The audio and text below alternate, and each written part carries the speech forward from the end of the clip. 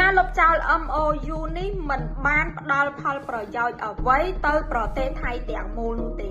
បញ្ហានយោបាយផ្ទៃក្នុងថៃហាក់ដូចជាមានភាពស្មុគស្មាញកាន់តែខ្លាំងឡើងជាពិសេសគឺពាក់ព័ន្ធជាមួយនឹងកិច្ចការងារព្រំដែន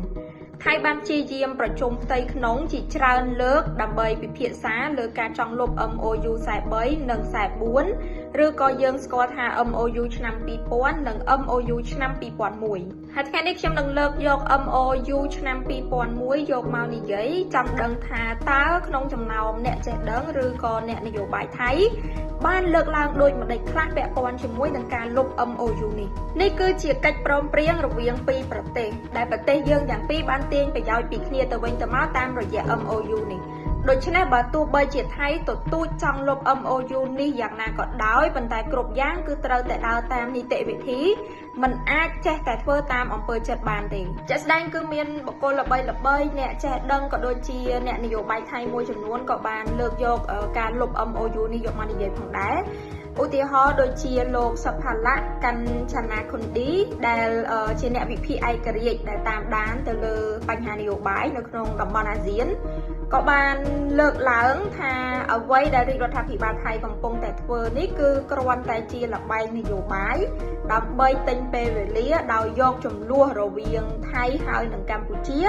មកប្រើប្រាស់សម្រាប់ផលប្រយោជន៍នយោបាយតែប៉ុណ្ណោះបុគ្គលនេះក៏បានលើកឡើងបន្ថែមផងដែរថាការដែលលុប MOU 44 ឬក៏ MOU ឆ្នាំ2001នេះនឹងផ្ដល់នៅ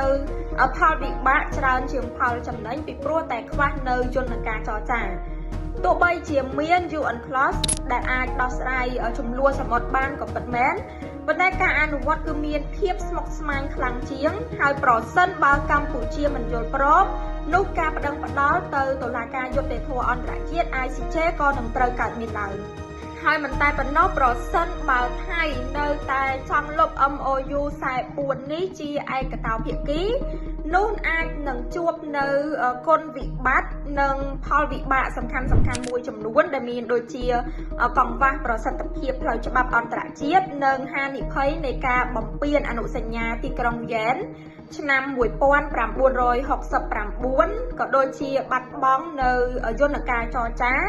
និងផលប្រយោជន៍សេដ្ឋកិច្ចហើយជាពិសេសគឺក្នុងតំបន់ជម្លោះសមុទ្រផលប៉ះពាល់ផ្នែកនយោបាយនិងទំនាក់ទំនងអន្តរជាតិដែលបង្កឲ្យមានជម្លោះការទូតកាន់តែខ្លាំងឡើងទោះជាយ៉ាងណាក៏ដោយកម្ពុជាមិនអនុញ្ញាតឲ្យថៃធ្វើអ្វីតាមតែអំពើចិត្តដោយឯកតោភាគីទេហើយកម្ពុជាយើងក៏មានសិទ្ធិស្របច្បាប់គ្រប់យ៉ាងដើម្បីប្រឆាំងជំទាស់ជាមួយថៃប៉ុន្តែអ្វីដែលខ្ញុំកត់សម្គាល់ឃើញ MOU នេះវាមិនមែនជាបញ្ហាទេប៉ុន្តែអ្វីដែលជាបញ្ហាគឺស្ថិតត្រង់ថាវិធីសាស្ត្រនៃការធ្វើនយោបាយរបស់មេដឹកនាំថៃតែប៉ុណ្ណោះទាំងអស់នេះគឺកើតឡើងពីបញ្ហាផ្ទៃក្នុងរបស់ថៃបញ្ហានយោបាយដែលស្មុគស្មាញនៅក្នុងប្រទេសថៃយើងដឹងហើយថានាយករដ្ឋមន្ត្រីថៃថ្មីគឺអនុទានបានព្យាយាមទាញបញ្ហាព្រំដែនហើយព្យាយាមទាញយករឿងលុប MOU 43 និង 44 នេះដើម្បីទាញយកប្រជាប្រិយភាពហើយនឹងការគ្រប់គ្រងដោយមិនបានគិតអំពីផលប៉ះពាល់និងផលវិបាកទៅលើប្រទេសជាតិខ្លួនឯងនោះទេករណីនេះបើសិនជាថៃនៅតែបន្តធ្វើបែបនោះទៀតវាមិនមែនជាវិធីសាស្ត្រនៅក្នុងការដោះស្រាយបញ្ហាឲ្យសមស្របនោះទេប៉ុន្តែផ្ទុយទៅវិញថៃកំពុងតែដើរខុសពីកិច្ចព្រមព្រៀងហើយរុញបញ្ហានេះឲ្យកាន់តែធំឡើងការលុបចោល MOU នេះមិនបានផ្ដល់ផលប្រយោជន៍អ្វីទៅប្រទេសថៃទាំងមូលនោះទេប៉ុន្តែផ្ទុយទៅវិញគឺនឹងផ្ដល់នៅផលវិបាកដល់ថៃហើយនេះគ្រាន់តែជាកូនអុកនយោបាយសម្រាប់កេងចំណេញផលប្រយោជន៍នយោបាយផ្ទាល់ខ្លួនរបស់មេដឹកនាំថៃតែប៉ុណ្ណោះ